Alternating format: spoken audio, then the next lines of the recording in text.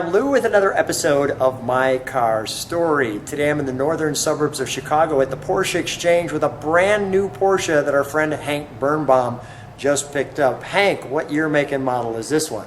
So this is a 2023 Porsche 911. It's the 992 GT3 RS with the Weissach package and the very limited Tribute edition. There's only about 150 of these in the United States and in the world. And today we see this one.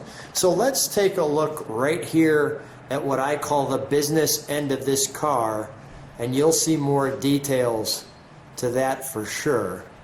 Now, one of the things, Hank, you said you have an upgraded exhaust. Tell me about that. It's upgraded as a you know, that can be considered that way or not. It's a Fab Speed exhaust system. It's got Fab Speed headers, high flow cats, the elimination of side mufflers, and the particulate filters. It has an X-pipe with the Valvetronic system. So it's got produces more power, and it's also louder.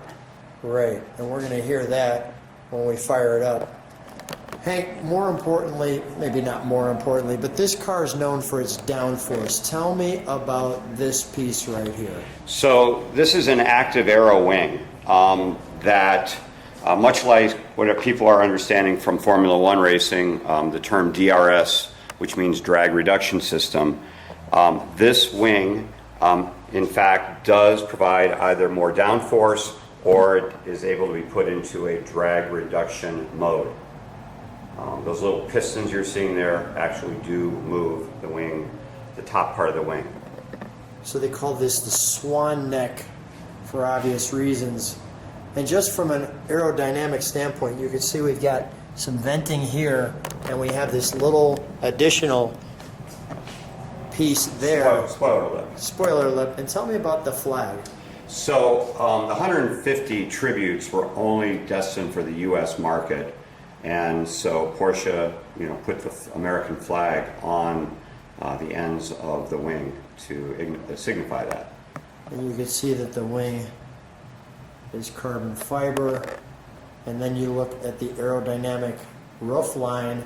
Tell me about these. So much like what we see on modern aircraft with the tiplets on the end of the wings, the purpose of that is to direct airflow.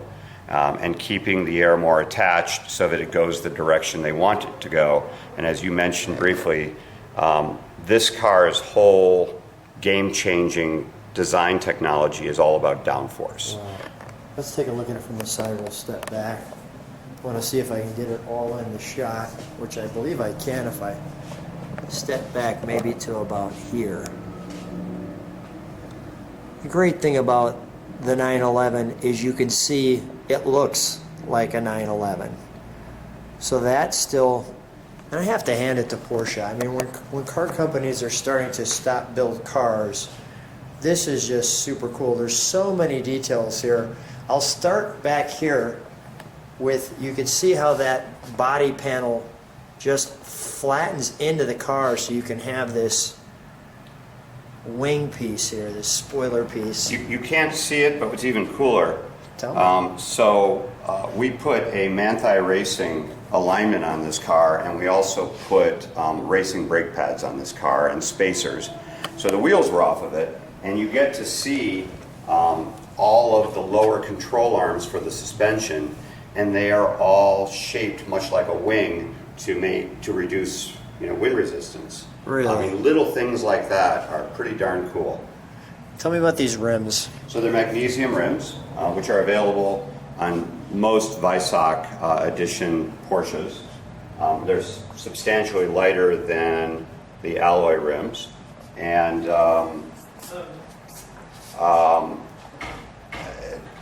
that's pretty much it. They're designed to be super lightweight. This car has carbon ceramic brakes, by the way, and the calipers. Porsche is now allowing the carbon ceramic brake calipers to be in black as well as in yellow. You've got the center locking hubs. You have these great fender vents here.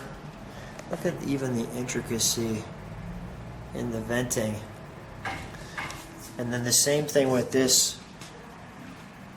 The body actually goes right into the car, so you can get that additional aerodynamics along with that along the base of the car, all for downforce. Right. Now we start with this hood. I'll come here with even the different fins off the hood. We'll get a long shot of it, but I wanted to get you a tight view of that. And then tell me about this emblem. You were just in... Yeah, I was just at the factory and I learned something. I didn't know this, but there have probably been over the years 8 or 9 or 10 variations on or evolutions of the Porsche crest. And they gave us a explanation as to what it all means. The red and black lines are an indication of the Stuttgart-Zuffenhausen area. That evidently is something particular to that part of Germany. Things that look like horns or off of an animal are in fact deer horns. Okay. And then the horse, there's been a rumor that's gone around for years that a long time ago somebody who knew Enzo Ferrari also gifted this horse to Porsche. In fact, they're two different horses. One is a male horse and one is a female horse. Is that right? Which one is the male? I believe the one Ferrari is using is the male, and that's a female. There we go. That's interesting to know. I never knew that. As many times as I've videoed a Porsche. What we're going to do too is, hey, can you just open the door so we can get those lights on? I want to show you the difference. I can turn the ignition. Yeah, there we go. Did that work? Yeah. I want to show you those lights because not only do you see them down low with this great venting that we see here, but if you stand over it, you can see, I'm getting a little glare off that. I'll try this one. You can see how that illuminates there. You know, the X sight and the Porsche LED system there, which is really cool. Can we pop this front? So, yeah, this car does not have a trunk.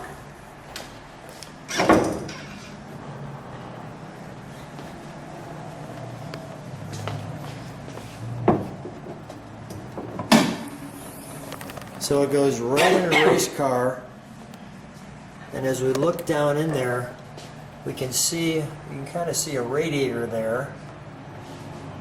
There's your open hood vents just for airflow. And who do we have signing this? So we had no idea this was going to happen, but when the car showed up, and this is one of the first tributes that came into the United States, that's Andreas Preniger's signature. He reports to Frank Walzer, and the two, Frank Walzer and Andreas Preniger, are responsible for the entire Porsche GT development and evolution and introduction of cars. Wow. So he signed it, which I thought was really cool. That is cool. And then we have some water here, and obviously all carbon fiber there. All right, we'll close that. I just want to, while we have the lights on, show you the back. Now, one of the things that I will share is, I'll call it my biggest disappointment, is none of this back end opens. Show those little vent pieces there.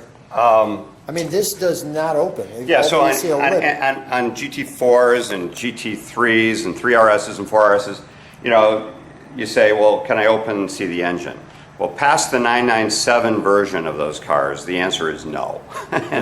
And so when you open the back of the car, all you see is, a cap for water, coolant, and a cap for oil. That's it. In this car, you can't even open the back. Instead, you have these little flaps that come over, and that's coolant. And on the other side, you have oil. There we go. And this side is the oil. Correct. I can do it again. Sure, go ahead. And they just pop up like that. Yeah, and they're on a tether, so you can get them out of the way. Open that back up again, because there's some writing on the back of that. Okay, so mobile oil. Yeah. Tells you what to get, and you have some details there. This might be the only time that's open. At least by. Well, you never know. You never know. I'm going to take a look at the interior. As I take you into the interior, and you can see the wonderful stitching, naturally in green You have your pull tag there. You're greeted to the tribute to the Carrera RS. Take a look at the seats, the bolsters as you fit yourself into that. The Weissach RS. Kind of cool. You can see the little green light down there. And as you look at the instrumentation, just glorious. So we have our trunk here, some slight adjustments there.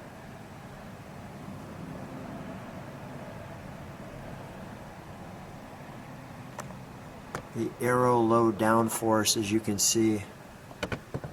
The GT3 RS, nicely put it there.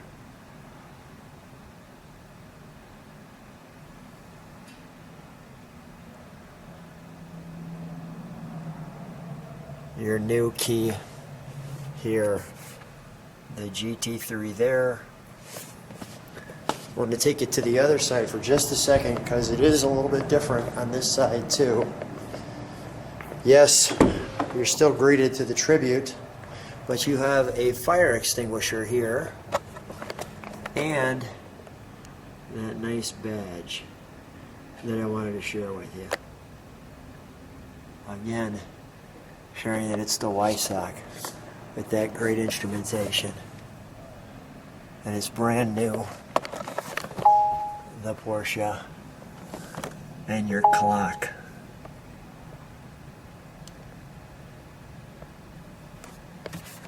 RS also here.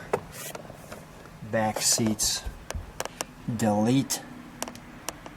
And out the back you have that massive wing. And that, you can put your hand here and kind of grip it as you get in. All right. Just fantastic. So Hank's going to fire it up. Go ahead.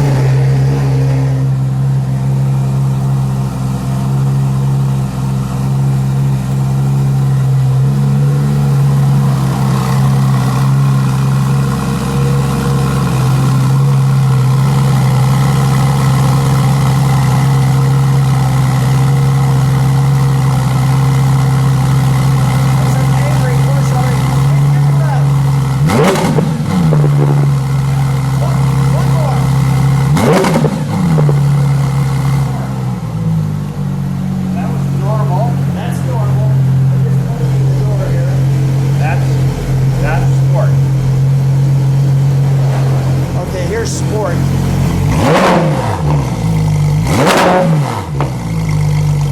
One more time. I will shut that down. Oh, that's got a crackle to it. Well, that actually, like standing back there, I felt like my ears are ringing right now, actually, from that crackle. So you'll notice these four knobs. Please, yeah. Okay, so one of them is very common on Porsches today. It has your drive mode, which is typically normal or sport or race. You press the button, you get hot lap, things like that. These other three knobs I've never seen on a Porsche street car before, and I'm going to tell you that I am not familiar at this point with what each knob does, but I do know that one of the knobs does control dampening of the suspension and rebound rate of the suspension. Another one of the knobs will change the active aero setting for the wing. You know, again, there's probably some more stuff going on there. At this point, I'm not familiar enough to know exactly what everything does. It's brand new. People can tell us. And this car, you know, is it's really, the fact that it's legal for the street is something that is, I think, just on the edge. It's really intended as a track car. And Hank, I think it's time we take it for a ride. So Hank and I are in the 2023. Hank, what are we in now? We're in a rocket ship. The boys and their toys. This is a 992 version of the 911. It's the GT RS It's the Weissach Tribute Edition. Let me just show people what we're seeing. Just show this view.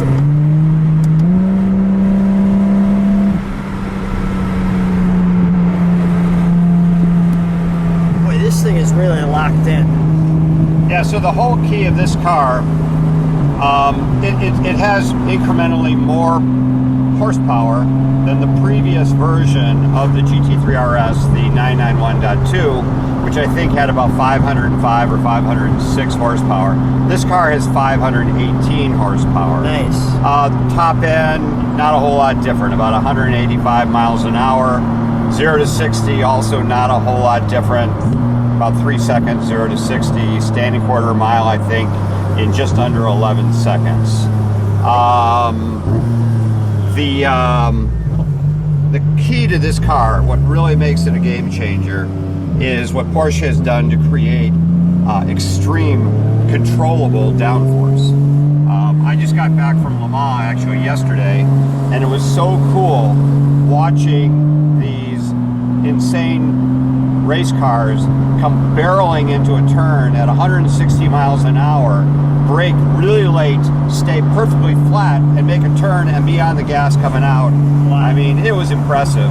And that's what this car is attempting to do. This is as close as you can get to a full race car that is street legal. Well, this thing 12 years ago would have won Le Mans. It very well could have. Yeah. The car produces at 177 miles an hour, I believe I read, 1,895 pounds of downforce. Wow. That's insane. That is insane. It's double the amount of downforce as the previous GT3 RS and 3 times the amount of downforce as the previous GT3. It's just hard to imagine what they've been able to accomplish. That's crazy. This is just, and even I'm just looking at the materials. That's what Porsche calls race tex. And by any other definition, it's called Alcantara. Yeah. It's on the roof, it's on the steering wheel, it's on the dashboard. The doors are completely carbon fiber. You can even see the door handles. Yeah, the door handles as well. I actually had a Porsche factory tour visit. I'm going to turn here so we can check around. And they build on the assembly line, you know, regular 718s and Boxsters and 911s of every variety you can imagine. They build them on the same line as the Cup cars. And we happened to come to a station where there was a guy putting together the doors on a Cup car, and he picked up an entire door with one hand. Wow. It was pretty insane. So I'm slightly exceeding the break-in RPMs, There but you not go. by a lot. Well, you show the key too.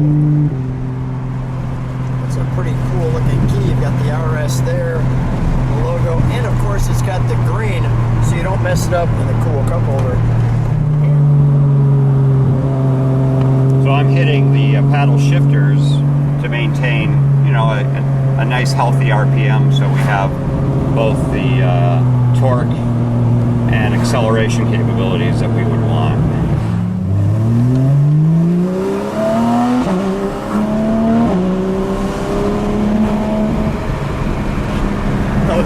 Those sounds are great. Yeah, it sounds great. It does sound great.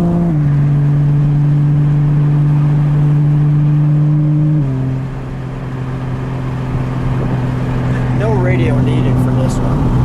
You just sit back and listen and enjoy. I think it does have a radio. But Yeah. you don't need one. You don't need it. It's there, yeah, it's got a radio. It should be radio delete. Yeah, the only sound you need to hear is that exhaust. Yeah, that's all the sound we need. Well, Hank, what a fun time. What an amazing car. Again, I want to just say thanks for keep buying them. So Yeah, no, they're great. so we can keep doing videos. For sure. This car is going to go out to California probably later this afternoon. My son is out there who does a tremendous amount of track time. and this car is probably better in his hands than it would be in mine. That is awesome. What's your son's name? Jonathan. Jonathan, shout out to you. Great car. Thanks for letting us take it for its maiden voyage. And Hank, as usual, I just want to enjoy this curve. That was good.